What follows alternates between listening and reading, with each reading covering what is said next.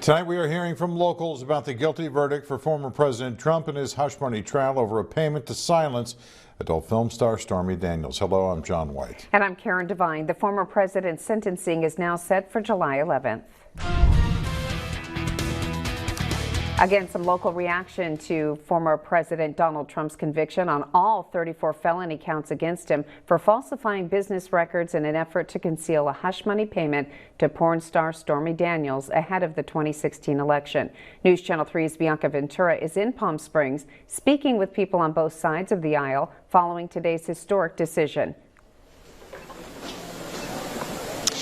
Good evening, Karen. We heard from several Valley voices here at Village Fest today, including the Desert Stonewall Democrats who have a booth right behind me. And we also heard from some other folks from all throughout California and even some other states here today that are weighing in on Trump's conviction. Now, some of those voters believe that today's verdict may not sway the overall registered voter population, but one expert that I spoke to says that this verdict could make all the difference come November 5th.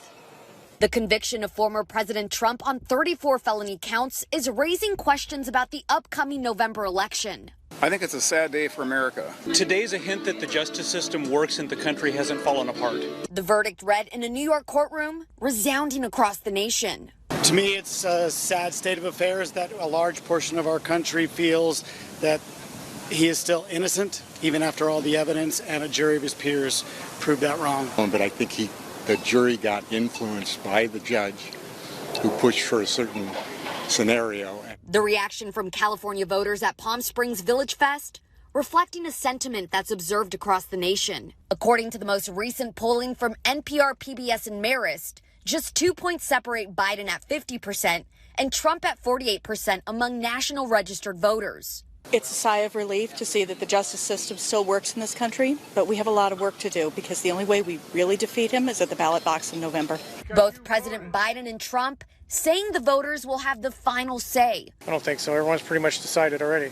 Yet Democratic strategist Stephen Maviglio differs in opinion, saying Trump's conviction could be the deciding factor come November. But it's the people in the middle, that 3 to 5% of the electorate who can't believe they haven't made up their minds yet about this election, that will determine this election and how it impacts them. Is it going to be a contributing factor to one of many things? Is it going to be a turning factor where people say, well, I may not like Biden, but I don't want a felon in the White House? Maviglio adding that a percentage lead of just 1 to 3% could make all the difference. But Biden needs these voters desperately. And so it'll be very interesting how he plays this out in the next few weeks to capture those people that don't like what happened today, but still might be able to vote for him.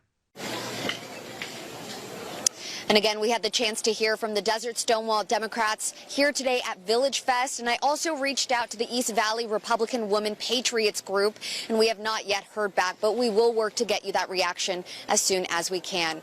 I'm live here in Palm Springs. Bianca Ventura, back to you.